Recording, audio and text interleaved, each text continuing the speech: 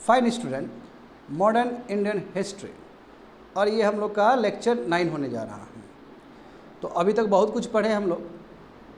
Conquest of Bengal completed, Anglo Mysore war completed, Anglo Maratha war completed, और उसके बाद हम लोग जानने जा रहे हैं conquest of Sindh and Sikh kingdom. पहले सिंध होगा, पहले सिंध को कन्क्वेस्ट किया जाएगा, उसके बाद सिख को किया जाएगा। समझे? पहले सिंध को अपने हाथ में रखता है ब्रिटिश, कंट्रोल करता है, उसके बाद फिर सिख किंगडम को ख़त्म करेगा। वही सिख किंगडम जिसका रचना रखे थे रंजीत सिंह ने। रंजीत सिंह ही बनाए थे सिख किंगडम को। समझे?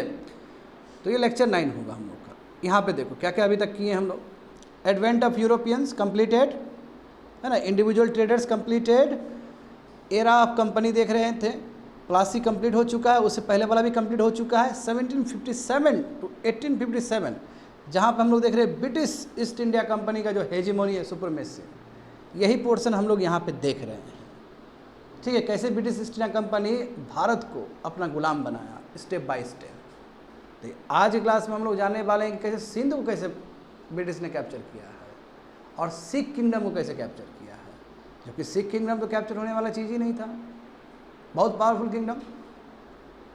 मगर फिर परिस्थिति वैसा आता है after the death of Ranjit Singh, उसके बाद जितने भी सक्सेसर हुए बहुत वीक सक्सेसर हुए हैं। समझे? चलो ये देखो, ये तो जान ही रहे हो, बंगाल, मैसूर, मराठास। अब हम लोग सिख पढ़ेंगे। सिख मतलब वही Sikh kingdom and your Sindh also. इसमें नहीं दिया गया है बट इट्स ओके ना, कन्क्वेस्ट करके लिया गया है। और आने वाले समय में हम लोग देखेंगे वारेन हेस्टिंग का ring fence policy, subsidy alliance and doctrine of lapse of Dalhousie. चलो देखो बच्चे लोग, देखो ये पिक्चर देखो, इसमें बहुत कुछ पता चल जाएगा तुम लोग। सिख किंगडम है, देखो सिख किंगडम देख रहे हो ना। कभी जम्मू एंड कश्मीर सिख किंगडम का हिस्सा हुआ करता था, देख रहे हो, सिख किंगडम का हिस्सा हुआ करता था। पिक्चर देखो, बलोच है, बलोच बहुत ही इम्पोर्टेंट है सिंध को समझने के लिए। और सिंध को चार्ल्स नेपियर ने कब अपने अंडर किया? चार्ल्स नेपियर मतलब वही इंग्लिश ईस्ट इंडिया कंपनी ने कब अपने अंदर किया? तो 1843 में। देख पा रहे हो ना। तो इसलिए पहले सिंध कैप्चर किया गया, उसके बाद सिख किंगडम को कैप्चर किया गया है। टाइम से भी तुम लोग पता कर सकते हो। और उसके ऊपर क्या है? अफगान है, वही अफगानिस्तान कह सकते हो अभी का। रसा है उधर, क्योंकि रसा तो अभी कह सकते हो कंप्लीट रसा है। यूएसएसआर बहुत बड़ा था ना जी, तो डायरेक्ट अफगानिस्तान के साथ बाउंड्री शेयर करेगा रसिया। देखो मामला इंटरनेशनली भी जुड़ा हुआ है। जैसे कि हम बैटल ऑफ कर्नाटक देखे थे, जो बैटल ऑफ वांडीवास के साथ ख़त्म हो गया था, उसमें हम लोग देख रहे थे कि इंटरनेशनल रीजन की वजह से यहाँ पे युद्ध हो रहा था। अब यहाँ पे ये परिस्थिति कुछ ऐसा ही है। ब्रिटिश चाहता था कि हम अफ़गान को कंट्रोल करें, अफ़गान जो रीजन है उसको कंट्रोल करें। मैं अफ़गानिस्तान को हिस्ट्री रिकॉर्ड है कि अफ़गानिस्तान को अभी तक कोई कंट्रोल नहीं कर पाया। ब्रिटिश तो हारा ही हारा, रिसेंट टाइम में देख सकते हो रसिया भी हार गया और यूएस भी हार के चला गया। अभी तालिबान का शासन है कि नहीं अफ़गानिस्तान में। तो थ्रू आउट द हिस्ट्री तुमको ये पता चलेगा कि अफ़गानिस्तान को अभी तक किसी ने गुलाम नहीं बनाया है। अब ब्रिटिश ट्राई किया, ब्रिटिश भी फेल कर गया। ऐसा बात नहीं कि ब्रिटिश में वार नहीं जीता है, ब्रिटिश वार जीता है, उसके बाद भी वो हार गया। तो अफगान शैली अलग है, जीतने नहीं देगा किसी को, जीतने के बाद भी हरा देगा आपको। बात समझे? अफगान देखो कितना क्लोज एसोसिएशन है सिख के साथ, मतलब बाउंड्री वाइज देखो। हाँ, ये एरिया देखना जरूरी है समझने के लिए पूरा इतिहास को। अफगान अच्छा खासा बाउंड्री शेयर कर रहा है ना सिख किंगडम के साथ, बलोच के साथ। अब बलोच अच्छा खासा तुम्हारा बाउंड्री शेयर कर रहा है सिंध के साथ, और सिंध भी अच्छा खासा बाउंड्री शेयर कर रहा है सिख किंगडम के साथ। इसका मतलब जो भी खिचड़ी पकेगा यहाँ पे एक दूसरे से रिलेटेड होगा, क्योंकि यदि नेबरिंग स्टेट है तो एक जगह का इम्पैक्ट दूसरी जगह पड़ने वाला है। समझ गए ना? तो देखते हैं स्टूडेंट, यहाँ पे थोड़ा हिस्ट्री देखते हैं। थोड़ा यहाँ पे हिस्ट्री देखना होगा हमें कि ये क्या है, सिंध क्या है, सिंध पे कौन रूल करता था। समझे? देखो, तो सिंध को कभी रूल करता था कैलोरा चिप्स। कलहोरा चिप्स भी कहा जाता है उसको, KALHORA, ठीक है। कई बुक में आपको कलहोरा चिप्स भी मिलेगा, ठीक है। टाइप्स ऑफ पीपल है जो कि दूसरे जगह से आके यहाँ बस गए थे, तो लंबा समय तक ये रूल किया है कलहोरा चिप्स, समझे। अब देखो, अब कुछ घटना घटा 1770s में। क्या हुआ कि जो बलोच ट्राइब है, जो बलूचिस्तान का दिख रहा है तुमको, बलोच ट्राइब जिसका नाम है तलपुरास, ये ट्राइबल कम्युनिटी का नाम है तलपुरास, बलोच से निकल के सिंध में आके सेटल हो गए, सिंध के प्लेन में आके वो सेटल हो गए, समझे।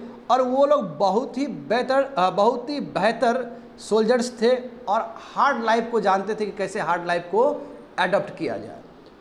तो बेस्ट उसको मिल चुका है प्लेन सिंध का, वो क्या करेगा, इस जगह को पूरा कैप्चर कर लेगा।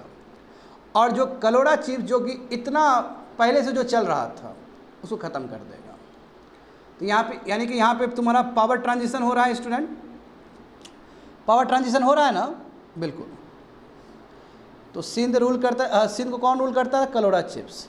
बस 1770s में क्या हुआ कि बलोच ट्राइब जिसको कहते हैं तलपुरास, वो हिली एरिया से उतर के, यानी कि बलोच वाला एरिया से उतर के वो सिंध वाला एरिया में आ गया, और जो कलहोरा चिप्स है उसको खदेड़ दिया, क्योंकि they were the best soldiers and adopted hard life, समझे। और 1783 में क्या हुआ, देखो तलपुरास ने क्या किया, सिंहासन अपना जब्त किया है।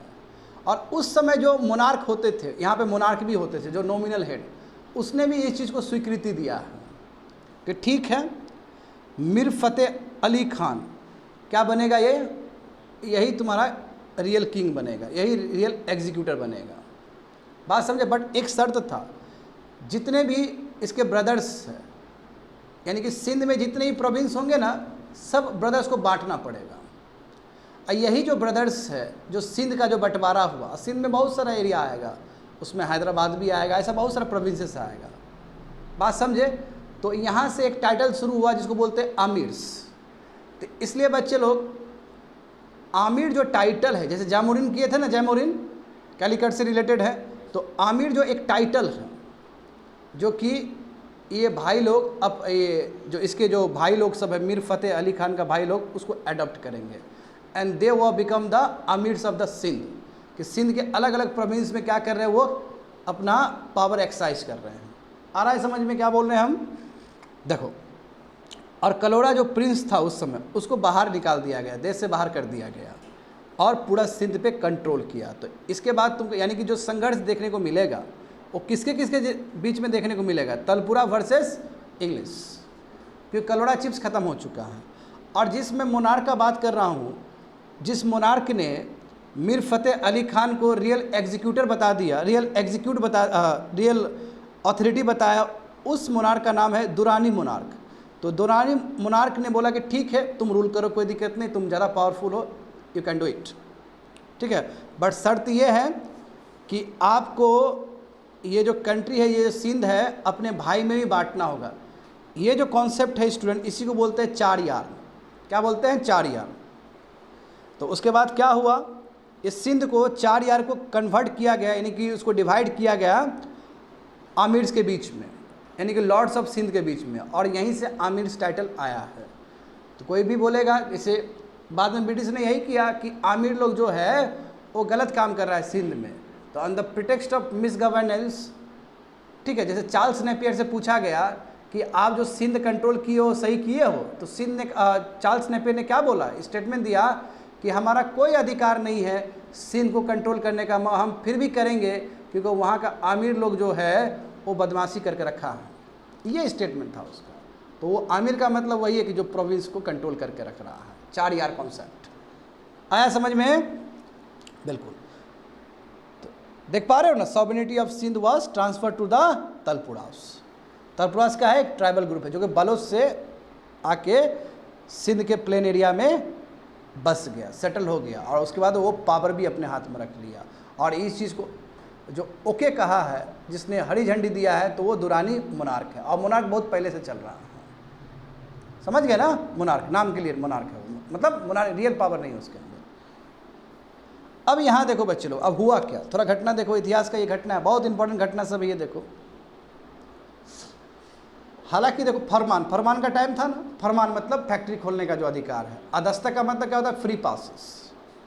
तो देखो जो मुगल एम्पायर का जो फरमान है, अब पूछोगे कि सर ये सिंध जो बना है, कलोरा जो ट्राइब्स बना है, कलोरा, इसे सबसे पहले कलोरा कर रहा था ना, ये कलोरा ट्राइब्स ने भी जो सिंध पे कंट्रोल किया है वो भी मुगल के ऑर्डर के वजह से ही किया है।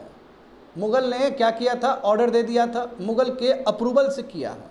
बट बाद में क्या हुआ कि कलोरा ट्राइब्स को, कलोरा चीफ्स को रिप्लेस कर दिया तलपुरास ने। समझ गए ना, इसका मतलब मुगल का ही हिस्सा हुआ करता था, मुगल एम्पायर का ही हिस्सा हुआ करता था सिंध भी।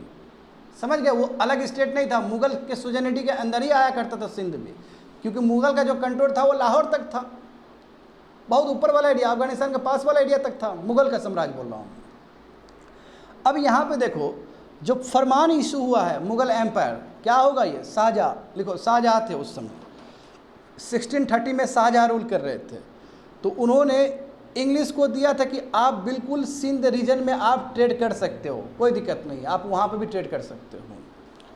हालांकि ये अलग बात है कि इसने पहला जो फैक्ट्री वो बहुत बाद में खोला है, मगर परमिशन इसको मिल चुका था कि आप वहाँ पे भी ट्रेड कर सकते हो।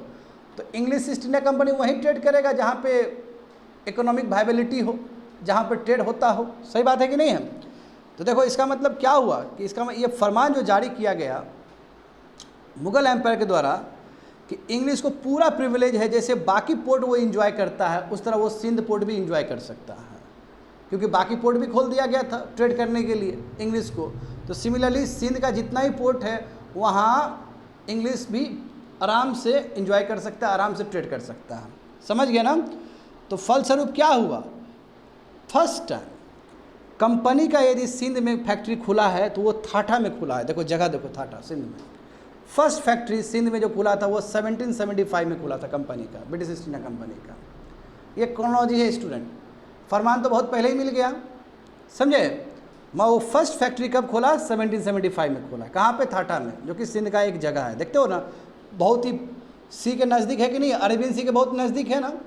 फैक्ट्री खुलेगा इसलिए ताकि फैक्ट्री से जो भी सामान जो भी आए, गुड्स और सर्विस, जो भी गुड्स हो, अब सर्विस तो नहीं होगा उस समय, गुड्स जो भी हो वो आराम से पोर्ट पे उसको आराम से, है ना, लोडिंग अनलोडिंग किया जा सके, इसलिए देखो पोर्ट के नज़दीक होगा थाटा।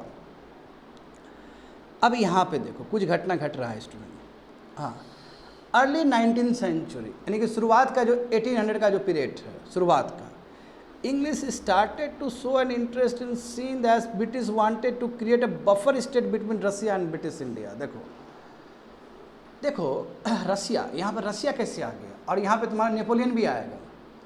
बच्चे लोग, शुरुआत का 1800 का मतलब क्या कि नेपोलियन का उदय होना फ्रांस में।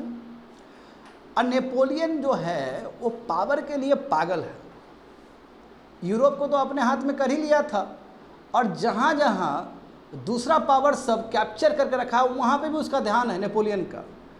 तो जो ब्रिटिश है भारत में उसको नेपोलियन का डर है, और एट द सेम टाइम रसिया का भी डर है उसको। रसिया बार बार कोशिश कर रहा था कि हम कंट्रोल करें, जहाँ ब्रिटिश अपना साम्राज्य कायम करके रखा है भारत में, वहाँ हम क्या करें, एक्सपांड करें अपने एम्पायर को। तो ब्रिटिश को दोनों ही चीज़ से डर था, और ब्रिटिश को ये भी डर था कहीं नेपोलियन रसिया का साथ ना आ जाए, अलायंस ना बन जाए।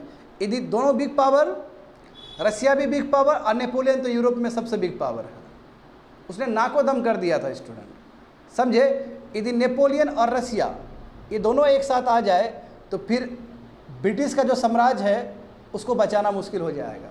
तो इसलिए ब्रिटिश क्या चाह रहा था, ब्रिटिश चाह रहा था कि हम अफ़गान वाला एरिया को बफर स्टेट बनाएं एक्चुअल में, मगर अफ़गान तो कभी जीत नहीं पाया वो रीजन।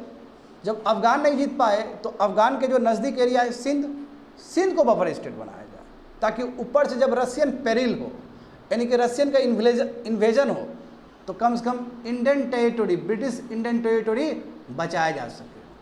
आया समझ में? क्योंकि बफर स्टेट का मतलब ही क्या होता है कि बाहर से यदि कोई भी प्रॉब्लम है तो अंदर तक ना आए, वो बाहर का बाहर ही रह जाए, इसलिए बफर स्टेट का कॉन्सेप्ट आया है। याद करो, अवध को बफर स्टेट बनाया गया ना ट्रीटी ऑफ इलाहाबाद के बाद। हाँ देखो यहाँ पे समझो, तो early 19th century the English started to show an interest in Sindh as British wanted to create a buffer state between Russia and your British India. As there was a threat due to the rise of Napoleon in France and its alliance with Russia to invade India from the north west pass. डर था कि कहीं दोनों का alliance बन जाएगा तो north west frontier से, नॉर्थ वेस्ट प्रोसेस से वो इंडिया को भी अटैक करेगा। नॉर्थ वेस्ट प्रोसेस का मतलब क्या कि यही एरिया, अफगानिस्तान सिंध वाला एरिया, और ये एरिया शुरू से वल्नरेबल रहा। अलेक्जेंडर भी तो इसी एरिया से आया था। जितने भी इन्वेजन हुआ, मुगल हुआ, जितने भी इन्वेजन हुआ है, सुंगा है ना, कुशानास, सब वहीं से तो इन्वेजन हुआ है। तो डर था इसको रसिया, कहीं रसिया का अलायंस हो गया। और दूसरी बात है कि बाबू इस डर में कहीं ना कहीं नीचे हैदर अली और टीपू सुल्तान भी शामिल है। टीपू सुल्तान स्पेशली, टीपू सुल्तान चाहता था कि उधर वो हो। टीपू सुल्तान का भी इंटरफेरेंस था इसमें, क्योंकि टीपू सुल्तान कब मरा है? 1799 में मरा है वो, याद है ना, with the 4th Anglo Mysore war. Lord Wellesley थे वहाँ पे गवर्नर जनरल। ठीक है, ये सब चीज़ याद रहना चाहिए तुम लोग को। एनीवे यहाँ पे देखो क्या हुआ, इसमें बहुत कुछ हुआ बच्चों को। बाद में जो तलपुराज है, यदि मैं तुम लोग को बताना चाहूँ तो देखो बहुत कुछ हुआ है, मैं कह सकता हूँ। अब जब ये आमिर आए ना, 4 यार वाला कॉन्सेप्ट आया, सिंध वाला एरिया को डिवाइड कर दिया गया।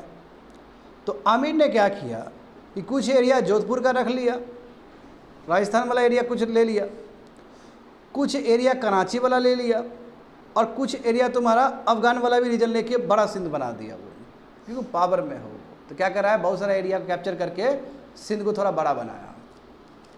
समझे, ये आमिर सब किया। वो बदमाशी करेगा, उस समय जानते को यही सब चलता था चीज़। हाँ, कुछ घटना हुआ है स्टूडेंट, जिसको कह सकते हैं हम लोग कि बहुत ही बुरा हुआ है। अब देखो, एक बिलीफ था ब्रिटिश के अंदर भी कि चलो रसिया और नेपोलियन का तो बनेगा, मगर at the same time British को भी ये भी डर था कहीं टीपू सुल्तान और नेपोलियन साथ ना आ जाए, क्योंकि नेपोलियन फ्रांस से निकला हुआ चीज़ है। अब फ्रांस और इसका टीपू सुल्तान का बहुत अच्छा रिलेशन है शुरू से ही। हैदर अली और फ्रांस का रिलेशन अच्छा था ना जी, तो उनका जो बेटा है टीपू सुल्तान के साथ भी रिलेशन अच्छा रहेगा अनडाउटली। और हम जानते हैं कि टीपू सुल्तान ने लिबर्टी, वही स्टैचू ऑफ लिबर्टी का भी प्लान लगाया था, अपने श्रीरंगपट्टनम में लगाया था। तो बहुत ही क्लोज एसोसिएशन था। तो ब्रिटिश को डर था कि ये दोनों कोलैबोरेशन हो जाएगा तो इंडिया में असर पड़ेगा इसका, ब्रिटिश को, समझे। हाँ, तो देखो, तो इसलिए देखो, अब कुछ घटना ऐसा घटा है, जैसे हम कह सकते हैं कि टीपू सुल्तान के इन्फ्लुएंस में आके, कह सकते हो टीपू सुल्तान के इन्फ्लुएंस में आके और लोकल ट्रेडर्स के इन्फ्लुएंस में आके बच्चे लोग, क्या हुआ है कि उस समय के जो आमिर थे उसने ब्रिटिश को कहा है कि तुम यहाँ से छोड़ के चले जाओ, 10 दिन के अंदर ये जगह छोड़ के चले जाओ। यानी कि भगा दिया गया। ब्रिटिश रेसिडेंट जो था ना, थेटा में जो कंपनी बना था ना वहाँ पे सिंध में, वहाँ से क्विट करना पड़ा ब्रिटिश को। तो ब्रिटिश के लिए बहुत ही ह्यूमिलेटिंग ये इवेंट था कि ब्रिटिश को वहाँ से छोड़ के जाना पड़ा।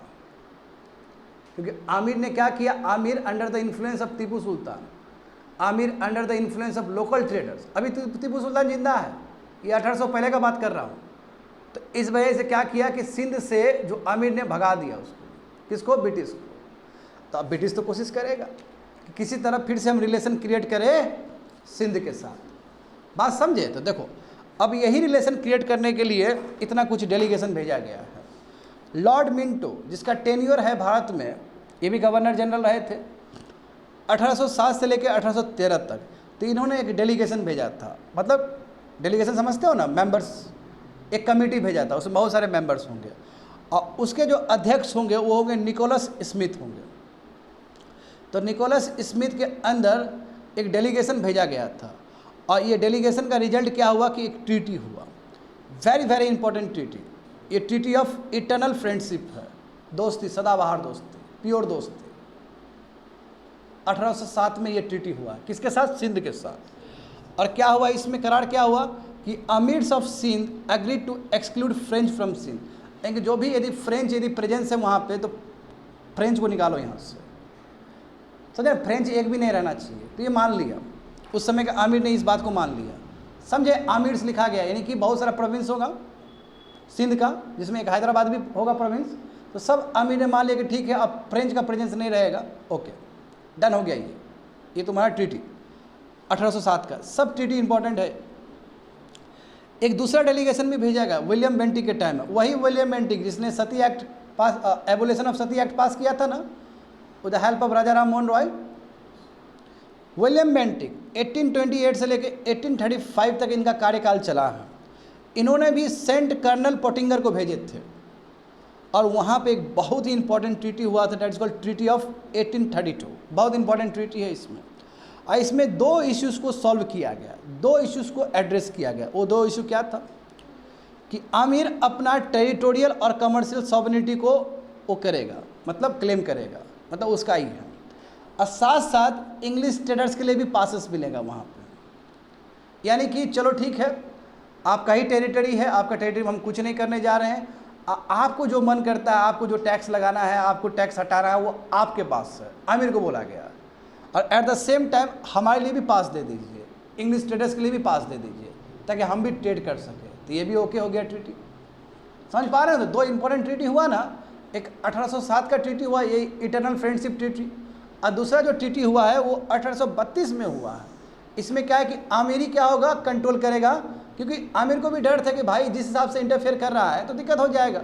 तो मगर इसने, विलियम बेंटिक ने संतोष दे दिया उसको, कोई बात नहीं, टेरिटोरियल सॉवरेनिटी आपका ही है, डोंट वरी, हम कुछ नहीं करने जा रहे हैं। बात समझ रहे हो ना? एट द सेम टाइम आप हमको पासेस दे दीजिए ट्रेड करने के लिए। तो हो गया ये मामला। आगे देखो, अब देखो ये बहुत इंपॉर्टेंट घटना है। देखो, लॉर्ड ऑकलैंड ये भी गवर्नर जनरल रहे थे। इनका टाइम पीरियड क्या है, 1836 से लेके 1842। देखो एक ट्रीटी हुआ, ये ट्रीटी बहुत इंपॉर्टेंट, यही ट्रीटी ने क्या किया, सिंध का कमर तोड़ दिया। 1836 का ये ट्रीटी हुआ। अब इस ट्रीटी के हिसाब से सिंध जो है प्रोटेक्टेड स्टेट बन गया। प्रोटेक्टेड स्टेट का मतलब क्या है, इंग्लिश सॉवरेनिटी को स्वीकार कर लिया। यानी कि ये एक स्टेप आगे करोगे प्रोटेक्टेड स्टेट का तो सब्सिडी अलायंस हो जाएगा। बात समझे? तो 1836 में सिंध जो है प्रोटेक्टेड स्टेट बन गया, यानी कि कह सकते हो कि ब्रिटिश कंट्रोल में आ गया। समझ गए? हाँ, अब यहाँ समझो, एक देखो कुछ साल बाद देखो 1836 से 1839 में देखो 3 साल बाद तो सब्सिडी अलायंस भी साइन कर लेता है सिंध। आज जैसे सब्सिडी अलायंस साइन कर लेगा तो हालत ख़राब ना। हम देखें पूरा हिस्ट्री, जिस स्टेट ने सब्सिडी अलायंस साइन किया है वो गया है, तो जाएगा ही जाएगा, स्ट्रैटेजिक रीजन है। और सब्सिडी अलायंस साइन करने का मतलब क्या हुआ कि जो भी ब्रिटिश ट्रूप्स देगा सिंध को, उसका एक्सपेंस देना पड़ेगा, उसका मेंटेनेंस देना पड़ेगा सिंध को, नंबर 1। दूसरी बात है कि हर इंग्लिश एक रेसिडेंट होगा उसके कोर्ट में, नंबर 2। और तीसरा क्या, कोई भी ट्रीटी साइन करना हो, किसी से भी वार करना हो सिंध को, तो इसके लिए इंग्लिश से परमिशन लेना पड़ेगा, इंग्लिश को बोलना पड़ेगा। ये 3 कंडीशन था ना सब्सिडी अलायंस का। अब यहाँ पे देखो, तो चूंकि देखो अब इसका सपना पूरा हो रहा है, क्योंकि वो तो चाहता ही था कि हम अफगान को बनाए, अफगान तक तो बात ही नहीं पहुँचा, अफगान तो जीतने ही नहीं दिया। बात समझ रहे हो ना? अफगान देखो, अफगान बहुत सारा वार हुआ है ब्रिटिश और अफगान का, युद्ध जीतने के बाद भी हार गया। तो अब क्या करे ब्रिटिश, सिंध को बना ले बफर स्टेट। और सिंध को बफर स्टेट बनाने का मतलब क्या है कि जो रशियन पेरिल हो रहा है, रशियन इन्वेजन है, और जो नेपोलियन का डर है, वो डर खत्म हो जाएगा। तो to make Sindh stronger buffer state by, देखो उसके लिए क्या किया, क्यों सिंध को बफर स्टेट बनाने की जरूरत क्यों है, देखो ऊपर देख सकते हो, ताकि जो डर है रशियन इन्वेजन का, वो डर को ख़त्म किया जा सके। और दूसरी बात है कि जो अफ़गान है, अफ़गानिस्तान से हार चुका है ना ये, अफ़गान रीजन से, तो उसका जो इन्फ्लुएंस है उसको भी काउंटर कर सके। और दूसरी बात है, देखो एक बहुत बड़ा मिथ था कि ब्रिटिश को कोई नहीं हरा सकता है दुनिया में, यानी कि ब्रिटिश जहाँ जहाँ गया है वो इनविंसिबल रहा है। इनविंसिबल मतलब हमेशा जीता है उसने युद्ध को। ये जो कॉन्सेप्ट है ये धराशायी हो गया था अफगान वार के साथ। तो जो प्रेस्टीज जो अर्न किया था ब्रिटिश ने, वो प्रेस्टीज खत्म हो गया अफगान वार के साथ। तो वो प्रेस्टीज को फिर से वापस करने के लिए भी सिंध को कैप्चर किया गया है, ताकि रहे खौफ रहे आदमी में, कंट्रीज़ में, कि ब्रिटिश अभी भी ब्रिटिश है, वो जीत सकता है। मुंह के बल गिरा है अफगान के साथ। बात समझे? तो वही लिखा गया, counter influence of Afghan over Sindh, क्योंकि अफगान तो करेगा ही करेगा। देखो अफगानिस्तान, अफगान वाला रीजन बगल में है कि नहीं सिंध का, बच्चे लोग समझ रहे हो ना? अभी एरिया दिखाए थे ना, सिख किंगडम, बलोच, इधर तो नज़दीकी है, वो बहुत नज़दीकी है, ज़्यादा दूर नहीं है। तो उसका असर यहाँ ना पड़े। और अफगान में तो जानते हो, अफगानिस्तान में मुँह के बल गिरा है ब्रिटिश सब, तो ताकि उसका असर ना पड़े सिंध में, उसके लिए भी सिंध को बफर स्टेट बनाना जरूरी है। देखो तो व्हाट डज इट मीन कि ब्रिटिश ट्रूप्स वहाँ पे रहेंगे, ब्रिटिश रेसिडेंट घर रहेगा उसका वहाँ पे। और हाँ देखो दिक्कत, देखो विद्यार्थी लोग क्या है, जब राजा रणजीत सिंह अपना चला रहे थे सिख किंगडम और इधर आमिर चला रहा था अपना सिंध को, बीच का एरिया जानते हो ना, बाउंड्री लगता है तो डिस्प्यूट तो होने का चांसेस है। यदि कोई भी डिस्प्यूट हो सिख और सिंध के बीच में तो उसको मेडिएशन करने के लिए ब्रिटिश भी पहुंचेगा। अरे देखो ना ब्रिटिश कैसे बीच में आ रहा है। ब्रिटिश क्यों बीच में आने की जरूरत है, ब्रिटिश का फ़ायदा है इसमें, और वो फ़ायदा वो बाद में रियलाइज़ करता है। तो ये सब फर्स्ट स्टेप है कैसे वो इंटरनल पॉलिटिक्स में घुसा जाए। देख रहे हो ना, तो क्या लिखा गया है कि allowing English to intervene in dispute between Amir and Singh. समझ गए ना बच्चे लोग। अब देखो, अब फिर से राजा रणजीत सिंह को थोड़ा कंपेल किया गया कि आप भी इस ट्रीटी को साइन करिए। तो फाइनली एक ट्रीटी साइन हुआ है जब लॉर्ड ऑकलैंड भारत में गवर्नर जनरल थे, यानी कि बंगाल का गवर्नर जनरल, मतलब पूरा तीनों प्रेसिडेंसी का गवर्नर जनरल, यही ना नियम। 1773 के बाद क्या हुआ था जानते हो तुम लोग। अब यहाँ पे देखो तो ट्रिपटाइट ट्रीटी में जो कि 1838 में हुआ था, स्टेक होल्डर तीनों हैं, सिख भी है, इंग्लिश भी है और सात सूजा अफगान भी है। अब कहोगे सर अफगान कैसे आ गए यहाँ, तो अफगानिस्तान बगल में है ना जी। ये ट्रीटी तीनों के बीच में साइन हुआ है, सिख और इंग्लिश। देखो Sikh agreed to British mediation in dispute with Amir. सही बात है ना, ऊपर ही बात हो गया था ये। यदि कोई भी सिख को डिस्प्यूट हुआ किसके साथ, सिंध के साथ, तो इंग्लिश को एज अ मीडिएटर के रूप में वो बुला सकता है और इंग्लिश आके मीडिएशन कर देगा। मीडिएशन समझ रहे हो ना, कोई भी डिस्प्यूट है तो उसमें वो बोलेगा कि देखो ये करो, ऐसा करो, वैसा करो, जो भी सोल्यूशन दे देगा। दूसरी बात है कि इस ट्रीटी में इंग्लिश और सात सूजा के बीच में क्या बात हुआ। इसमें बात हुआ कि भाई जो तुम सिंध के पीछे जो पड़ा हुआ है, तुम तो अफगान का आदमी है, जो सिंध के पीछे पड़ा हुआ है, तुम अपना क्लेम छोड़ दो और तुमको जो भी ट्रिब्यूट है एरियर से जो बाकी पैसा उसा बचा हुआ लो, ये ले लो और तुम जाओ यहाँ से, ताकि सिंध क्या हो, सुरक्षित रहे। बात समझे, ताकि अफगान का इन्फ्लुएंस सिंध पे ना पड़े। इसलिए सात सूजा को मनवाया गया कि तुम भी ट्रीटी साइन करो और उसके बाद जो तुम फालतू का जो क्लेम कर रहे हो सिंध के ऊपर, वो क्लेम छोड़ दो अपना, और उसके लिए तुमको हम पैसा दे रहे हैं, पैसा लो, खुश रहो, भागो यहाँ से। बात समझ में आ गया। तो यही ट्रिपटाइट ट्रीटी है और ये ट्रीटी बहुत इंपॉर्टेंट ट्रीटी है, क्योंकि ये ट्रीटी केवल सिंध का ही तकदीर तय नहीं होगा, ये सिख किंगडम का भी तकदीर तय होगा इस। बात समझे। राजा रणजीत सिंह को करना पड़ा उस समय ट्रीटी, क्योंकि माहौल ही वैसा था, कंडीशन सर्कमस्टेंस ही वैसा था। आया समझ में। शुरू में वो परहेज कर रहे थे इससे, और वो करना पड़ा। आगे देखो अब क्या हुआ स्टूडेंट लोग, देखो देखो देखो क्या होता है। 1838 में जानते हैं कि सिंध प्रोटेक्टेड स्टेट बन गया, मतलब under the sovereignty of English के सॉवरेनिटी के अंदर आ गया। 3 साल बाद देखो, अच्छा सॉरी, प्रोटेक्टेड स्टेट कब बना, देखो तो ऊपर में, हाँ 1838 में बना। ट्रीटी, फिर से ऊपर जाओ, ट्रीटी ऑफ 1836 बना, ट्रीटी ऑफ 1886 साइन हुआ ना जी सिंध और इंग्लिश के बीच में। तो इसका रिजल्ट क्या हुआ कि सिंध प्रोटेक्टेड स्टेट 1838 में बना है, और 1 साल बाद सब्सिडी अलायंस भी स्वीकार कर लिया उसने। वही चीज़ नीचे लिखा गया देखो कि पहले वो प्रोटेक्टेड स्टेट बना, उसके बाद उसने सब्सिडी अलायंस साइन कर लिया। जब प्रोटेक्टेड स्टेट सिंध बना, जब सिंध ने सब्सिडी अलायंस साइन कर लिया, तो उस समय जो भारत में जो गवर्नर जनरल थे वो कौन थे, लॉर्ड ऑकलैंड थे। पूछा जाता है इस तरह का न्यू इन्फॉर्मेशन कि जब प्रोटेक्टेड स्टेट हुआ सिंध के साथ, तो उस समय गवर्नर जनरल भारत में कौन प्रेजेंट थे, तो लॉर्ड ऑकलैंड थे। आया समझ में क्या बोल रहे हैं। अब देखो सब्सिडी अलायंस के बाद क्या होगा, पूरी तरीके से सिंध को एनेक्स कर लिया जाएगा। तो जब सिंध को पूरी तरीके से एनेक्स किया जाएगा, तो उस समय गवर्नर जनरल कौन होगा भारत में, तो उसका नाम है लॉर्ड एलनबोरो। समझे, आया समझ में। तो कैसे लॉर्ड ऑकलैंड और लॉर्ड एलनबोरो इन्वॉल्व है सिख के प्रोसेस में, सिख को कन्क्वेस्ट करने के प्रोसेस में। आया समझ में तुम लोग को। हाँ देखो अब यहाँ पे समझो, the English aimed at occupying Afghanistan. देख रहे हो ना, ये शुरू में बोले थे ना ये चीज़ कि इंग्लिश का जो एम था कि अफगानिस्तान को ऑक्युपाई किया जाए, ताकि रसिया को डायरेक्ट हम क्या कर सकते हैं, चेक कर सकते हैं। मगर जानते हो कि ये सपना पूरा नहीं हो सका। फर्स्ट अफगान वार हुआ है 1842 में, मगर जानते हो कि उस समय सिंध का ही जगह यूज़ किया गया, क्योंकि सिंध नज़दीक है अफगान से।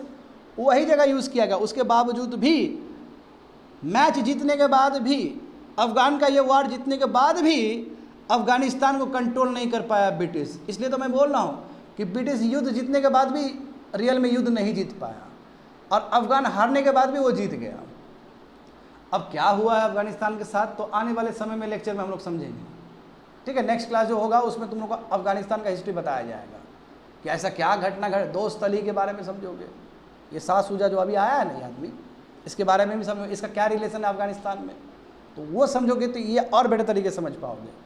क्योंकि सिख किंगडम, सिंध और अफ़गान सब नज़दीक है ना, तो एक कहीं घटना हुआ तो उसका घटना दूसरी जगह पर पड़ेगा असर।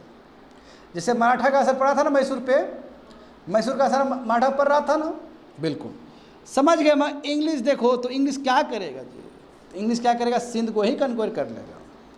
और जो उस समय जो गए थे वो चार्ल्स नेपियर थे, तो under the guidance of Charles Napier उन्होंने सिंध को कंट्रोल किया है ब्रिटिश ने, समझे ना, ब्रिटिश ने कंट्रोल किया है। आगे देखो स्टूडेंट, अब देखो यहाँ पे देखो, वही करवाहट कहते हैं, इसी को बोलते हैं करवाहट। प्रोटेक्टेड स्टेट बन चुका है सिंध, सब्सिडी अलायंस भी स्वीकार कर चुका है सिंध। आज जब सब्सिडी अलायंस स्वीकार कर लिया तो अब सिंध का एरिया को यूज़ किया जा रहा है अफ़गान से लड़ने के लिए। पहला वार भी हो गया जहाँ पे ब्रिटिश को पॉजिटिव ही रिजल्ट आया था, मगर जिस हिसाब से सिंध का धरती यूज़ किया गया तो कायदे से सिंध को रिवार्ड करना चाहिए था, कायदे से आमिर का प्रशंसा करना चाहिए था, मगर ब्रिटिश ने प्रशंसा नहीं किया आमिर का, समझे। और इस बात से जो आमिर थे वो खफा थे कि बताओ हम उसको जगह दिए लड़ने के लिए अफ़गानिस्तान के साथ, है ना, हम इतना उसको हेल्प किए, मैं ये चीज़ को रिकॉग्नाइज़ नहीं किया है ब्रिटिश लोग। इसलिए जानते हो उसके बाद युद्ध होगा, और युद्ध में क्या होगा, आराम से जीत जाएगा तुम्हारा ब्रिटिश। देखो यही हुआ है, सेम सिंपल जैसे हुआ था मराठा का, उसका मराठा का हुआ था, पिंडारी वाला जो इश्यू था। देखो फर्स्ट एंग्लो अफ़गान वार कब हुआ है, 1839 to 42। हाँ, सिंध के सोइल से लड़ा गया, देख रहे हो ना, सिंध को यूज़ किया गया अफ़गानिस्तान से लड़ने के लिए क्योंकि नज़दीक है। बताओ ब्रिटिश ट्रूप्स वहाँ, क्योंकि सब्सिडी अलायंस जब पे कर चुका है तो ब्रिटिश ट्रूप्स रहेगा ही, और उसको ही बोला है कि तुम पैसा दो, सिंध को बोला है कि पैसा दो इसको चलाने के लिए, ब्रिटिश ट्रूप्स को मेंटेन करने के लिए। सिंध को थैंक यू नहीं बोला गया, और ना ही सिंध को वो किया गया, मतलब अपने सर्विस के लिए रिवार्ड, कुछ रिवार्ड नहीं मिला उसको। इनफैक्ट सिंध को जलील किया गया, जबकि सिंध को रिवार्ड मिलना चाहिए था ना, सिंध का धरती यूज़ हो रहा है। तो सिंध को ये बहुत ख़राब लगा और इसलिए गुस्सा आ गया सिंध को अगेंस्ट द ब्रिटिश गवर्नमेंट। तो क्या हुआ, आफ्टर अफ़गान वार जब ब्रिटिश गया फिर सिंध के साथ नेगोशिएट करने के लिए, तो उस समय जो आमिर थे उन्होंने क्या किया, अपोज कर दिया, और इसलिए वो रिवोल्ट कर दिया। अब आमना सामना होगा ना सिंध का आमिर और ब्रिटिश के बीच में, तो कौन जीतेगा, ईजिली कौन जीत जाएगा, मैं जीतेगा, कंट्रोल करेगा, तो उसके पीछे एक रीजन होना चाहिए ना बढ़िया वाला। क्या बोलेगा, on the pretext of miss governance. ये जानता है गोरा लोग का दिमाग ऐसे ही चलता है कि आमिर ने क्या किया था, लॉ एंड ऑर्डर को ख़राब कर दिया था। देखता है लॉ एंड ऑर्डर का बहुत बड़ा वो देगा कि आमिर ने लॉ एंड ऑर्डर ख़राब करके रख दिया था प्रोविंस में, हैदराबाद सब में, इसलिए जनता के भलाई के लिए हम सिंध को क्या किए, कन्क्वायर किए। ये ब्रिटिश का स्टेटमेंट रहेगा, समझ रहे हैं बच्चा लोग। हिस्ट्री में क्या क्या हुआ है देखो, यहाँ पे कंपनसेट अफगान लॉस, उसको गुस्सा है कि भाई अफगान तो हार गए ना हम लोग, अफगानिस्तान, अब कहाँ गुस्सा झाड़ेंगे, सिंध पे। तो ब्रिटिश तो चाहता था कि हम अफगानिस्तान करें, बट अफगानिस्तान तो हाथ में आया नहीं, इसलिए गुस्से से सिंध ही कर लिया कंट्रोल, जाओ। और रसिया का इन्वेजन का डर तो है ही, चलो ठीक है अफगानिस्तान नहीं हुआ, सिंध हुआ, सिंध को ही बफर स्टेट बना लेंगे, जो बात है वही किया है ना। तो इंटरनल क्राइसिस, दूसरी बात है वही जो बोले ना, लॉ एंड ऑर्डर का प्रॉब्लम, जो क्राइसिस आमिर के बीच में ही जो क्राइसिस आ रहा था, तो इससे बड़ा ही ईजी था कि रसिया और इन्फ्लुएंस हो जाता है। जैसे जानते हो ना, कभी घर में कोई फूड डल जाता है तो बाहर से एक्सटर्नल पावर आ जाता है ना, जिस हिसाब से आमिर में, सिंध में जिस हिसाब से इंटरनल क्राइसिस हो रहा था, तो पूरा चांस था कि रसिया तुरंत अटैक कर देता है। यहाँ पे रसिया क्या करता है, तुरंत यहाँ पे इन्फ्लुएंस डाल सकता था, वो डाले, उसे पहले ही डाल दिया इसने, उसे पहले ही कैप्चर कर लिया उस जगह को। Capture Sindh to strengthen Afghan Sindh border, ताकि अफगानिस्तान पीछे रहे। अफगानिस्तान पीछे रहने का मतलब क्या है कि रसिया भी पीछे रहेगा, ठीक है। और दूसरी बात है कि मिथ ऑफ इंग्लिश इनवेंसिबिलिटी, जो एक मिथ था, एक भ्रम था कि इंग्लिश कभी भी कोई भी युद्ध में नहीं हार सकता है, तो इंग्लिश तो युद्ध हार गया है अफगानिस्तान के साथ। वो कहाँ से कंपनसेट करेगा? वो स्टेटस तो खत्म हो गया, डिग्निटी तो खत्म हो गया, उसको रिस्टोर करने के लिए भी सिंध को कैप्चर करना जरूरी है। हाँ समझे? तो गवर्नर जनरल एलन के टाइम में देखो बैटल ऑफ मियोनी हुआ था। हाँ, बैटल ऑफ मियोनी 1843 का, ठीक है। और उस समय जो ब्रिटिश फोर्स को जो रिप्रेजेंट कर रहे थे वो कौन थे? Sir Charles Napier. और बताओ, हो गया आराम से विक्ट्री। इसलिए जब चार्ल्स नेपियर ने जीता युद्ध को, सिंध को, ठीक है, तो क्या स्टेटमेंट दिया कि कोई अधिकार नहीं बनता है सिंध को कंट्रोल करने का ब्रिटिश को। बताओ, ये स्टेटमेंट था उसका। कोई अधिकार नहीं बनता है कि ब्रिटिश को कि सिंध को कंक्वेस्ट करे, मगर फिर भी हम करेंगे, इसलिए कि जो डेस्पोटिक रूल जो आमिर चलाया है उसको खत्म करना है। What a statement! कहा है कि तुमको अभी डेस्पोटिक समझ में आ रहा है उसका? इतना दिन से दोस्ती किया था उस समय डेस्पोटिक नहीं समझ रहे हो ना? तो वही तो बोल रहे हैं कि लास्ट में जो स्टेटमेंट देता है ये लोग, अरे वेस्टेड इंटरेस्ट था, उसको सिंध लेना था, उसको रसिया को काउंटर करना था, जो बात है सिंपल बात है। हाँ, ये स्टेटमेंट तुमको दिखेगा हिस्ट्री में, जब बुक पढ़ोगे ना अलग अलग सोर्सेस में, तो चार्ल्स नेपियर का स्टेटमेंट विल फाइंड। खत्म हो गया ना, आ गया ना 1843 में सिंध आ गया ना, सिंध बन गया ना स्टेट। हाँ, बन गया है। अब पढ़ेंगे हम लोग सिख किंगडम। सिख किंगडम 1843 में आ चुका है। अब देखते हैं हम लोग सिख किंगडम का। देखो वही फिगर देखो फिर से। सिख किंगडम कब गुलाम बना? 1849 में बना है। और सिख किंगडम देखो, मैं बार बार बोल रहा हूँ, कश्मीर का एरिया देखो, इसका मतलब अच्छा खासा एरिया था पंजाब का। वही सिख किंगडम मतलब पंजाब वाला एरिया है वो, हिमाचल वाला एरिया है वो। देख लो हरियाणा वाला है। हरियाणा तो देखो अभी 55 साल ही हुआ है पंजाब से कटे हुए। पहले तो हरियाणा और पंजाब एक ही साथ में था जी। हिमाचल फिर यूटी बना, यूटी के बाद उसको अभी स्टेट का दर्जा दिया गया है हिमाचल को। देखो सॉरी हिमाचल बोले, आई एम सॉरी, हरियाणा। देखो सुनो बच्चे लोग, हरियाणा, हिमाचल, पंजाब एक साथ था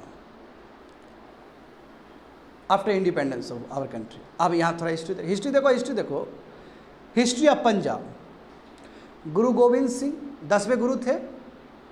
गुरु नानक से कहानी शुरू हुआ गुरु का। और 10वें गुरु कौन थे? गुरु गोविंद सिंह, है ना। गुरु गोविंद सिंह का हत्या किसने किया? औरंगजेब। हाँ बिल्कुल, इनका 2 बेटा भी शहीद हुआ है इसमें, गुरु गोविंद सिंह का। तो देखो सिख लोग पसंद करेगा मुगल को? कभी नहीं पसंद करेगा, क्योंकि जिसने सिख गुरु को मार दिया, जिस कौम ने, कहाँ पसंद करेगा उसको? जाहिर सी बात है, पसंद नहीं करेगा। मुगल, नफरत है मुगल और सिख के बीच में।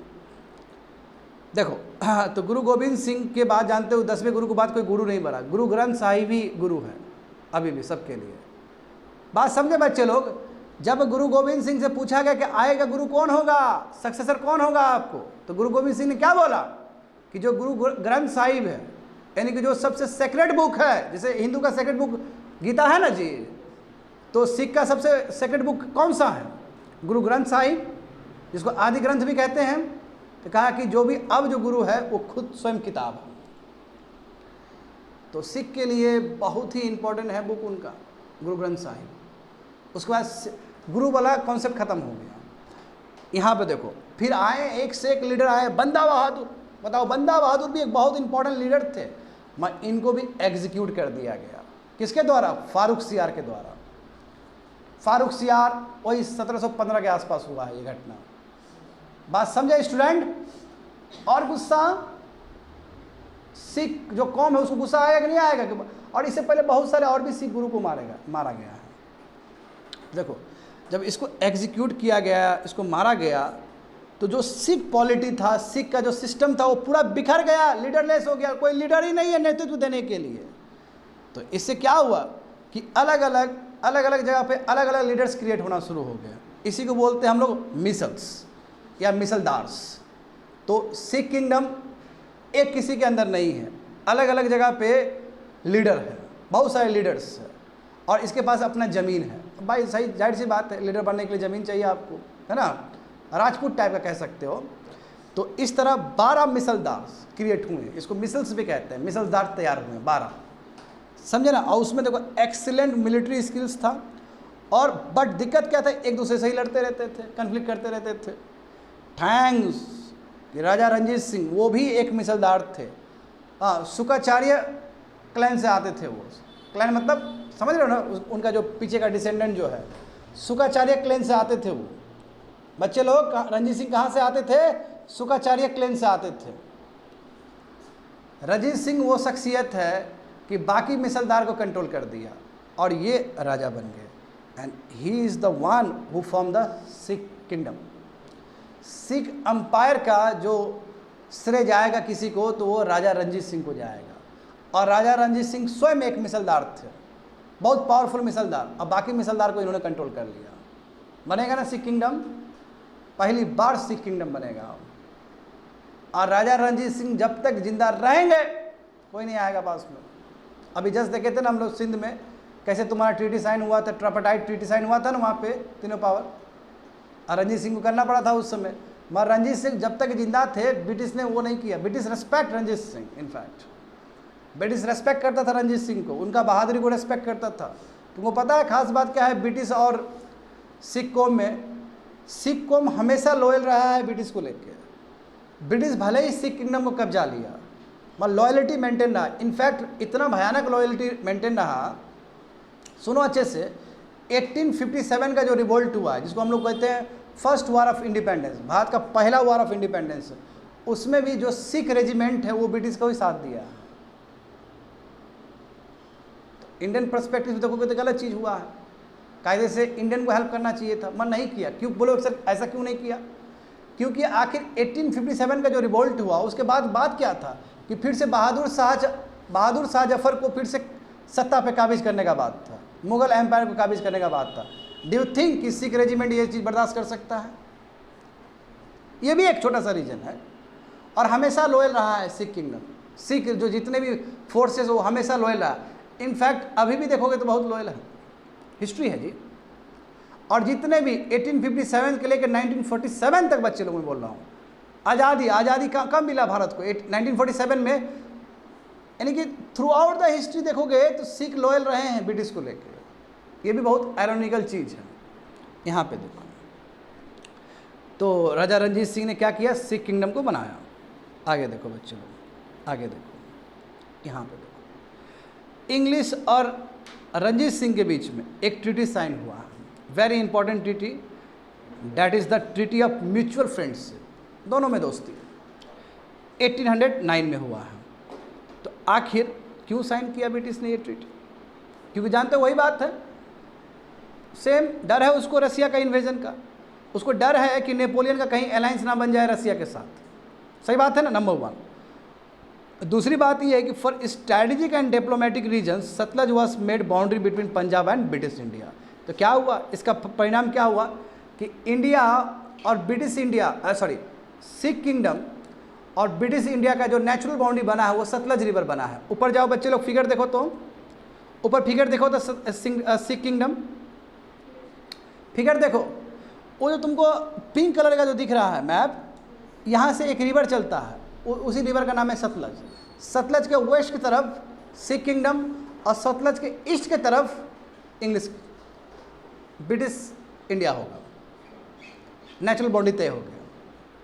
बहुत इंपॉर्टेंट ये है ताकि कोई डिस्प्यूट ना रहे। एंड बहुत अच्छा फ्रेंडशिप देख रहे हो ना, म्यूचुअल फ्रेंडशिप है। और रेस्पेक्ट करते थे, इंग्लिश वाले लोग से बहुत रेस्पेक्ट करते थे राजा रणजीत सिंह का। समझ रहे हो ना ये चीज़ कि ये जो सतलज रिवर कितना इंपॉर्टेंट है। सतलज रिवर एक तरह से बाउंड्री है किसके किसके बीच में, सिख किंगडम और ब्रिटिश इंडिया के बीच में। ठीक है, देखो हाँ, तो for strategic and diplomatic reason Sutlej was made boundary between Punjab and British India. अब देखो ये जो सतलज वाला जो तुमको दिख रहा है, ठीक है, अब देखो हुआ क्या। जब राजा रणजीत सिंह मर गए, ठीक है, जब उनका डेथ हो गया तो ब्रिटिश क्या चाहेगा कि अब तो कोई सक्सेसर उतना कोई काम का ही नहीं है, अब क्या करें हम सिख किंगडम को भी कैप्चर कर ले। तो देखो वो इसका स्ट्रैटेजी देखो ब्रिटिश का। ब्रिटिश क्या किया कि सतलज रिवर के पास में आके, जो ब्रिटिश इंडिया का जो हिस्सा है ना सतलज रिवर का इस तरफ वहाँ पे आके ट्रूप्स को मोबिलाइज कर दिया ताकि एक भय दहशत जाए इंग्लिश किंगडम और सिख किंगडम के पास में। सिख किंगडम डर जाएगा ना कि सतलज के आसपास ब्रिटिश ट्रूप्स कर क्या रहा है। सतलज रिवर उस तरफ होगा ना जी ब्रिटिश इंडिया, और इस तरफ कौन है, सिख। जब उस तरफ बहुत सारा ट्रूप्स रख देगा तो डर होगा ना, किसको डर होगा? हाँ, सिख को डर होगा। अब वही आनन फानन में क्या करेगा, वो बाउंड्री क्रॉस कर जाएगा सिख सब। और जैसे ही बाउंड्री क्रॉस कर गया तो ब्रिटिश को मिल गया ना मौका लड़ने का, क्योंकि ट्रीटी का वायलेशन हो गया वो। बस ब्रिटिश इसी इंतजार में वहाँ पे ट्रूप्स लगा कर बैठा हुआ था। देखता है कि ट्रीटी, देखते हो ट्रीटी साइन किए थे कि ये तुम्हारा वो मेरा, और ट्रूप्स रख दे वहाँ पे डराने के लिए। और जैसे ही वो डर के इस तरफ आया अटैक, ट्रीटी का ट्रीटी भी रह गया और कैप्चर भी हो गया। देखो वही चीज़ वहाँ पे है। देखो तो फैक्ट क्या क्या फैक्टर है जिसके वजह से ब्रिटिश ने वार डिक्लेयर किया सिख किंगडम के अगेंस्ट। तो Sutlej issue, English increase number of troops near the Satluj border which created suspicions among the Sikh army and they crossed Satluj border। समझ गया ना, क्रॉस कर गया वो। और उसके बाद जानते हो एक रीज़न ये हो गया। दूसरा बात है कि जो महाराजा रंजीत सिंह थे उनका डेथ हो चुका है। और देखो बच्चे लोग, महाराजा रंजीत सिंह आए तो उसके बाद उनका जो बेटा सब जो जितना में था वो उनका भी बहुत जल्दी डेथ हो गया। और दूसरी बात है कि जो बहुत अच्छे अच्छे जो कमांडर थे वो पहले ऑलरेडी मर चुके हैं, तो स्थिति बहुत खराब। देखो वही बोल रहा है पूरा लाहौर किंगडम। लाहौर क्यों बोले? सिख का जो कैपिटल था लाहौर था, अभी पाकिस्तान में है जो। तो लाहौर मतलब कैपिटल ऑफ सिख किंगडम, इसलिए कहते हैं कि लाहौर किंगडम पूरा एनार्की आ गया उसमें। और जो छुटपुटैया जो सक्सेसर सब है, नीचे वाला जो सक्सेसर वो दूसरे में लड़ रहा है, एक दूसरे से लड़ा कि हम काबिज होंगे तो हम सत्ता पे काबिज होंगे। कहाँ जीत पाओगे आप? फिर हो गया, ब्रिटिश को मौका मिल गया, हो गया ना, फर्स्ट एंग्लो सिख वार हो गया। कौन जीतेगा? अनडाउटली ब्रिटिश जीतेगा। तो देखो वही एक साल की घटना 1845 से लेकर 46 में हुआ। समझ गए स्टूडेंट? तो देखो ट्रीटी ऑफ लाहौर होगा। अब देखो इसमें क्या क्या नहीं होता है, ये भी एक तरह से ह्यूमिलेटिंग डिफीट है सिख किंगडम के लिए। The end of the first Anglo Sikh war force the Sikh to sign a humiliating treaty in 1846। यही ट्रीटी ऑफ लाहौर है। अब इस ट्रीटी के हिसाब से क्या था कि कम से कम वार कंपनसेशन कितना देना पड़ेगा? 1 करोड़ से ज़्यादा, नंबर 1। दूसरा क्या है कि जो जलंधर डोप है यानी कि ब्यास और सतलज वाला जो रीजन है वो तो कंपनी ने एनेक्स कर ही लिया, समझे। और जम्मू एंड कश्मीर, हजारा और बहुत सारा टेरिटोरी तुम्हारा जलंधर डोप का वो भी सिख किंगडम से ले लिया गया। और इनफैक्ट जम्मू एंड कश्मीर एक किसी को सौंप दिया गया। हुआ क्या बच्चे लोग, सुनो यहाँ पे, ये यदि तुम लोग हिस्ट्री देखोगे ना, यदि हिस्ट्री को बढ़िया से खंगालोगे तो तुमको पता चलेगा कि यहाँ पे भी बहुत कुछ हुआ है। आई मीन स्पेशली कश्मीर का, क्योंकि कश्मीर का मुद्दा हमेशा शुरू से ही बहुत अलग रहा है, शुरू से बहुत अलग रहा। हुआ क्या था स्टूडेंट कि जब ये बैटल हारा तो जाहिर सी बात है इंपॉर्टेंट जगह पे ध्यान रहेगा ब्रिटिश का। और ब्रिटिश ने कहा कि तुम 1 करोड़ रुपया दो, तो 1 करोड़ देने के लायक काबिल नहीं था वो सिख किंगडम। तो क्या करेगा? तो बोला कि तुम एक काम करो, कश्मीर को इस राजा को बेच दो, वहाँ जो पैसा आएगा वो हमको दे देना। हाँ, ये स्थिति है। और वो राजा का नाम क्या है तो तुम लोग पता कर लेना। समझ गए? ये ब्रिटिश अपने हाथ में नहीं रखा है जम्मू एंड कश्मीर को, समझ गए। एक यही नियम है, एक ब्रिटिश रेसिडेंट होगा वहाँ पे, इस्टेब्लिश किया जाएगा लाहौर में। और कौन होंगे वहाँ पे? हेनरी लॉरेंस होंगे, समझे। हाँ, हेनरी लॉरेंस। अब देखो लॉरेंस ब्रदर भी देखोगे, एक हेनरी लॉरेंस है, एक और लॉरेंस है, दोनों ही ब्रदर इन्वॉल्व थे। और जो सिख आर्मी का जो स्ट्रेंथ है, जो संख्या बल है, उसको घटा दिया गया, समझ गए। ये ट्रीटी ऑफ लाहौर। देखो ट्रीटी ऑफ लाहौर से सिख लोग बिल्कुल खुश नहीं थे। सबसे बड़ा कारण था कि वो ट्रीटी ऑफ लाहौर में जो कश्मीर का जो इशू था कि कश्मीर को किसी को देना है, इसलिए देना है कि ताकि वहाँ से पैसा आके हम ब्रिटिश को दे दें, ये बिल्कुल पसंद नहीं हुआ। और इस चीज़ को लेके फिर रिवोल्ट हो गया। फिर ब्रिटिश ने क्या क्या रिवोल्ट कर दिया, तो ट्रीटी ऑफ लाहौर को हटा के फिर ट्रीटी ऑफ भैरवाल हुआ है 1846, दिसंबर 1846 में। अब इसके हिसाब से क्या था कि जो रानी जिंद है, अभी मैं बताऊंगा थोड़ी देर में तुमको, रानी जिंद को जो कि रीजेंट के रूप में काम कर रहा था, रीजेंट समझते हो ना, क्योंकि उसका जो बच्चा था बहुत छोटा था, वेरी गुड। तो उसके बिहाफ में रानी जिंद वो कर रही थी, कंट्रोल कर रही थी, उसको हटा दिया गया, समझे। और पंजाब को जो अब कंट्रोल करेगा वो एक काउंसिल करेगा। बाद में तो हद ही हो गया, बाद में जब पूरा सिख किंगडम को ब्रिटिश ने कैप्चर किया तो ये काउंसिल भी हटा दिया गया और वहाँ पे कमिश्नर नियुक्त कर दिया गया। तो Punjab become just like UT, Punjab UT बन गया। अभी का यूटी देखते हो ना, जहाँ पे सेंट्रल गवर्नमेंट का डायरेक्ट कंट्रोल होता है, तो पंजाबी तुम्हारा बाद में जाके यूटी ही बन गया। अब समझो कि ये कौन है, महारानी जिंद कौर, ठीक है। तो बिल्कुल अब यहाँ पे समझो, थोड़ा सा हिस्ट्री समझोगे तभी समझ पाओगे कि अचानक ये रानी जिंद कैसे होगी रीजेंट। तो यहाँ पे समझो, जब महाराजा रंजीत सिंह का डेथ हुआ तो कौन आया, महाराजा खरक सिंह। वो भी उतने एफिशिएंट नहीं थे, समझ गए ना। And after he sudden death in 1839 led to anarchic situation in Punjab. इनके डेथ के बाद, बहुत जल्दी मर गए ये, इनके डेथ के बाद बहुत ही बुरा स्थिति हुआ। इनफैक्ट जान के हैरान हो जाओगे स्टूडेंट कि महाराजा खरक सिंह के बेटे भी थे। तो जिस दिन खरक सिंह मरे थे तो फ्यूनरल में तो जाएगा ही बेटा अपना। खरक सिंह के जो बेटा थे वो भी गए थे फ्यूनरल में, जब फ्यूनरल से लौट रहे थे वो भी मर गए। हाँ, ट्रेजेडी मौत हो गया, बहुत बुरा मौत हो गया उनका भी। तो महाराजा खरक सिंह वो भी गुजर गए, उनका बेटा भी गुजर गया। तो दूसरा क्या चांस है कि जो माइनर सन है रंजीत सिंह का, जो छोटा वाला बच्चा जो कि उस लायक नहीं हुआ है अभी सिंहासन चला सके, उसको महाराजा बनाया गया। और जो महारानी जिंद कौर जो है, हाँ, जो कि वाइफ है किसका, रंजीत सिंह का, उनको रीजेंट बनाया गया। रीजेंट मतलब आप रूल करिए मगर राजगद्दी पे कौन रहेगा, माइनर सन रहेगा। और देखते हैं कि ऐसा बहुत कुछ हुआ है हिस्ट्री में रीजेंट के रूप में। हम जानते हैं कि ट्रीटी ऑफ भैरवाल में कुछ गजब चीज़ हुआ है। अब देखो तुम खुद सोचो कि जब जनता महाराजा रंजीत सिंह को बहुत अच्छा मानेगा तो उनके बीवी को भी तो बहुत अच्छा मानेगा। मगर ट्रीटी ऑफ भैरवाल में क्या हो कि उनके बीवी को हटा दिया गया, तो ये भी सिख को बहुत ही इंसल्टिंग लगा। बात समझ पा रहे हो ना कि रानी को कैसे हटा। हालांकि रानी में भी बहुत सारा दोस्त था। अब बहुत कुछ है हिस्ट्री में पढ़ लेना। रानी की भी एक लवर थी, उसको फिर आर्मी का वो जनरल बनाया गया, दुनिया भर का चीज़ है इसमें, ठीक है। उसमें हम नहीं जाना चाहते, वो तुम्हारा यूपीएससी से रिलेटेड नहीं है। तो according to the provision of treaty of Bhairowal, बताओ, रानी जिंद को हटा दिया गया रीजन के रूप में और पंजाब में एक काउंसिल बना दिया गया। और वो काउंसिल को जो हेड करेगा वो खुद तुम्हारा इंग्लिश मैन होगा। समझ पा रहे हो ना, हाँ, इंग्लिश मैन होगा वो।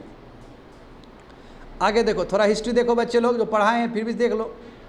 जब लास्ट गुरु गोविंद सिंह का मर्डर हुआ, उसके बाद जो 6 लोग हैं अंडर द लीडरशिप बंदा बहादुर रिवोल्ट किया मुगल के अगेंस्ट।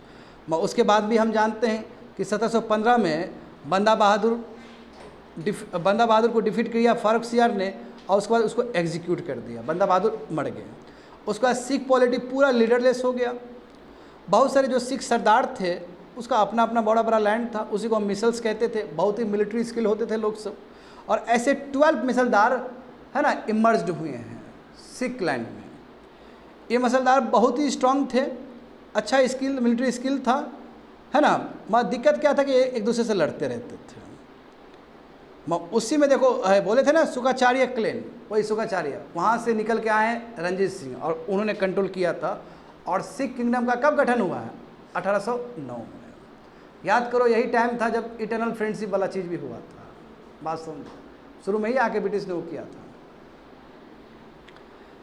समझ पा रहे हो ना स्टूडेंट। देखो, लॉर्ड मिंटो उस समय जो गवर्नर जनरल थे, Lord Minto, very very important ये इन्फॉर्मेशन है। लॉर्ड मिंटो ने, देखो, लॉर्ड मिंटो ने बहुत सारा डेलीगेशन भेजा था, खाली मेटकैप को ही नहीं भेजा। उसने लाहौर में तो भेजा ही भेजा, उसने अफगान में ही भेजा था, और उसने सिंध में ही भेजा था। यदि तुम लोग मॉडर्न स्पेक्ट्रम बुक पढ़ोगे तो वहाँ पे इंफॉर्मेशन ये दिया गया कि इनफैक्ट वो ईरान में भी, पर्शिया में भी भेजा था, क्योंकि उसको डर था कि रसिया उधर से अटैक ना कर दे, इसलिए वो डेलीगेशन अलग अलग जगह भेजा था। उसमें एक सिख किंगडम में भी भेजा है। तो मेटकैफ आए थे, है ना, सिख कोर्ट में वहाँ पे। तो ब्रिटिश गवर्नमेंट साइन, वही treaty of mutual friendship sign हुआ 1809 में, समझे ना। इसी को बोलते हैं Minto Metcalfe treaty with Maharaja Ranjit Singh. अब देखो, रंजीत सिंह कब डेथ हुआ उनका, जून 1839 में डेथ हुआ। उसके बाद जानते हो कि एम्पायर पूरा कोलैप्स कर गया। आखिर क्यों ट्रीटी साइन किए, तो हम लोग जानते हैं कि ब्रिटिश को डर था कि कहीं रशियन पेरिल ना हो जाए, और दूसरा बात है कि स्ट्रैटेजिक रीजन से भी। और सतलज को क्या किया गया, बाउंड्री बना दिया गया। और हम जानते हैं कि जो फर्स्ट जो वार हुआ है सिख के अगेंस्ट, एक सतलज बहुत बड़ा इशू था कि सतलज ट्रूप्स के ऊपर, सतलज के पास में आके बहुत सारे ट्रूप्स वो स्टेशन कर दिया, और वो भय में आके वहाँ से जैसे ही वो बाउंड्री क्रॉस किया सतलज का, इधर से अटैक हो गया, हार गया सिख।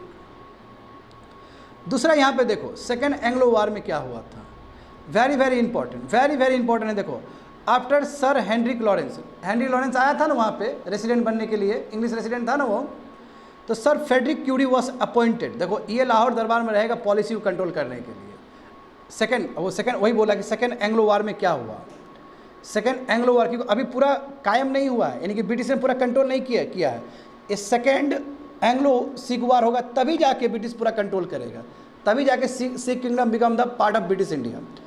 अब क्या हुआ कि सर हेनरिक लॉरेंस आया, उसके बाद तुम्हारा Sir Frederick Currie as a वहाँ पे ब्रिटिश रेसिडेंट बने कोर्ट में। समझ में आ रहा है स्टूडेंट, ये इंपॉर्टेंट पर्सनैलिटी का नाम सब है। अब देखो इसने क्या किया, गवर्नर तो चल ही रहा होगा क्योंकि सिख किंगडम बड़ा है तो अलग अलग होगा ना जगह, प्रोविंस सब। वहाँ पे जो मुल्तान का जो प्रोविंस है उसके गवर्नर को बोला कि एक काम करो, ask governor of Multan that is Diwan Mulraj to pay arrears of the taxes, यानी कि टैक्सेस हमको दो, टैक्सेस बढ़ाओ। मूलराज नाम था इनका, मूलाराज भी कहते हैं इनको। बात समझो, अभी ब्रिटिश ने पूरा कंट्रोल नहीं किया है ये, वहाँ ब्रिटिश का रेसिडेंट आया है। अब ब्रिटिश का जो रेसिडेंट होगा, नाम क्या है इनका, सर फ्रेडरिक क्यूरी, ये डिसाइड करेंगे किस तरह पॉलिसी चलाना है। इन्होंने क्या बोला कि जो गवर्नर जो मुल्तान का, उसको कहा कि टैक्स बढ़ाओ, टैक्स हमको दो। तो मूलराज ने क्या किया, अपोज कर दिया। जब मूलराज ने अपोज किया तो उसको रिप्लेस किया दूसरे एक गवर्नर से, इसने फ्रेडरिक ने। अब क्या हुआ भाई, चलो तो अब वार होगा मूलराज वर्सेस उस आदमी को जिसको उसको रिप्लेस किया governor.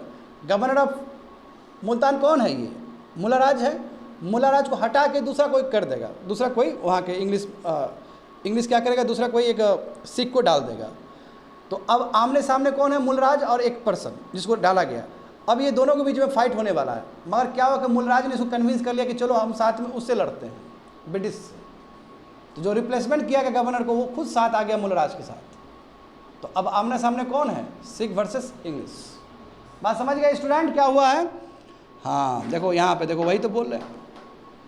When the British officers were sent at Mulraj fortress, he revolted and attacked and wounded them. The trigger। हाँ उसके बाद देखो अटैक, ब्रिटिश लोगों को अटैक कर दिया, ये दुनिया भर का चीज़। और इनफैक्ट जो गवर्नर को रिप्लेस किया था वो खुद तुम्हारा जाके वो उससे मूलराज से मैच हो गया, तुम्हारा अलायंस बना लिया। हाँ देखो द वार प्रोग्राम कुछ मंथ तक चला है, सिख खत्म हो गया। अब पंजाब को टोटली एनेक्स कर लिया गया 29 मार्च 1849 को। और उस समय जो गवर्नर जनरल जो भारत में थे कौन थे, वो लॉर्ड डलहौजी। अब देखो ये जो लॉर्ड डलहौजी, याद भी भले इसमें लिख दिया हो, मगर ये लॉर्ड डलहौजी खुद बैटल लड़ने के लिए गए थे वहाँ पे डलहौजी, क्योंकि जब मूलराज को जब रिप्लेस किया गया और वो मूलराज के साथ आ गया तो इसको लगा कि भाई ये तो क्या है, ये क्या हो गया। तो इसलिए फ्रंट से जाकर लीड किए हैं और डलहौजी जीत गए इसमें। तो डलहौजी बैटल लड़ा है, ये डलहौजी खुद जाके लड़ा है। बात समझ रहे हो, डलहौजी खुद लड़ा है बैटल। जैसे आमतौर पर गवर्नर जनरल क्यों आएगा, गवर्नर जनरल भेजेगा ना, जैसे कि हम देखते हैं चार्ल्स नेपियर को भेजा गया ना फोर्सेस में। बाबू देखो यहाँ समझो, चार्ल्स नेपियर आया था ना सिंध लेने के लिए, मैं इसमें ऐसा नहीं हुआ, गवर्नर जनरल खुद लीड किया है। बड़ी बात है नहीं है, इसलिए तो ब्रिटिश बहुत आगे था कि ब्रिटिश के जितने भी गवर्नर जनरल थे वो सब मिलिट्री सुपेरियर थे, वो लड़ना जानते थे, खाली एडमिनिस्ट्रेटिव कंट्रोल है, मिलिट्री स्किल भी बहुत अच्छा था उन लोग का, समझे। हाँ रानी जिंद कौर उसको गिरफ्तार कर लिया गया, और जो बेचारा 11 साल का जो बच्चा था, हाँ दुलीप सिंह, इसको लंदन भेज दिया गया, समझे ना। और लंदन में इसने क्रिश्चियनिटी को एक्सेप्ट कर लिया, ही बिकेम क्रिश्चियन। देख रहे हो क्या क्या घटना घटा, तो खत्म, सिख किंगडम खत्म। अब यहाँ पे देखो and of the war, Sikh army खत्म, सबजुगेट हो गया ब्रिटिश के नीचे। और मगर देखो उसके बाद भी, मैं बोल रहा हूँ ना, उसके बाद भी सिख और ब्रिटिश के अंदर अच्छा रिलेशन रहा। ऐसा नहीं किया कि ह्यूमिलेट नहीं किया ब्रिटिश ने, हार गए कोई बात नहीं है, आप बहुत ब्रेवरी से लड़े हो, रेस्पेक्ट किया है। तो सिख आर्मी सबजुगेट हो गया, पंजाब एनेक्स हो गया। अब पंजाब में देखो क्या बना, 3 मेंबर बोर्ड बना। हाँ 3 आदमी हैं जो कि एक बोर्ड में है और वो कंट्रोल करेगा पंजाब को। हाँ मगर क्या हुआ 1853 में ये बोर्ड को भी ख़त्म कर दिया गया और इसको एक कमिश्नर घोषित कर दिया गया, कमिश्नर यानी कि यूटी घोषित कर दिया गया। और जो सबसे पहला जो चीफ कमिश्नर बने वो तुम्हारा जॉन लॉरेंस बने, वही जॉन लॉरेंस जो कि हेनरी लॉरेंस के भाई हैं। हेनरी लॉरेंस देखे थे ना, फर्स्ट एंग्लो सिख वार हुआ था तो वो आदमी बहुत एक्टिव था, जाके रेसिडेंट सब बना था वहाँ पे, बिल्कुल उसी का भाई है ये, समझे ना। तो Punjab was placed under a chief commissioner और चीफ कमिश्नर का नाम क्या है, John Lawrence. Significance of the war देखो, सेकेंड एंग्लो सिख वार हो गया है ना, सिख हार गए, उसके बावजूद भी देखो both the sides gave mutual respect to each other fighting prowess, यानी कि एक दूसरे से जो लड़ा है उसको रेस्पेक्ट है। योद्धा लोग एक दूसरे को रेस्पेक्ट करते हैं ना। जैसे एग्जांपल मैं देना चाहता हूँ, झांसी की रानी, झांसी की जो रानी थी वो बहुत ही बहादुरी से लड़ी थी। आज हम लोग रानी लक्ष्मीबाई के बारे में जानते हैं, कारण ब्रिटिश ने ही वो इन्फॉर्मेशन दिया है कि रानी बहुत अच्छे से लड़ी है। तो जब कोई योद्धा बहुत अच्छे से लड़ता है तो दुश्मन भी खुश रहता है उससे, मैं ये बोलना चाह रहा हूँ। तो एक दूसरे का जो फाइटिंग स्किल है बहुत पसंद आया, क्योंकि हम जानते हैं कि राजा रणजीत सिंह का जो आर्मी था वो एशिया का सबसे सेकंड बेस्ट आर्मी था आफ्टर ब्रिटिश। तो जाहिर सी बात है लाइक तो करेगा, वही मॉडर्न टूल्स के साथ है, समझ गए ना। देखो ये चीज़ इसलिए मैं कहता हूँ कि ये चीज़ तुमको दिखेगा 1857 के रिवोल्ट में भी। इनफैक्ट 1857 का जो रिवोल्ट हुआ था ब्रिटिश का अगेंस्ट हुआ था भारत में, उसमें भी सिख ने ब्रिटिश को ही हेल्प किया और ये सिलसिला तुम्हारा 1947 तक चला है। यानी कि 1947 जितना भी हुआ बैटल सब युद्ध जो भी हुआ है, सिख ने हमेशा हेल्प किया है ब्रिटिश को ही। तो तुम अपने हिसाब से इंटरप्रेट कर लो चीज़ों को, बहुत लॉयल रहा है। इनफैक्ट गोरखा भी उसी लेवल पे लॉयल रहा है। गोरखा ने भी क्या किया, न्यूट्रलाइज ही किया था। गोरखा भी अगेंस्ट था रिवोल्ट ऑफ 1857 के, समझ रहे बात को ना। हाँ, सेम स्टैंड था दोनों का। ख़त्म कर दिया ना स्टूडेंट।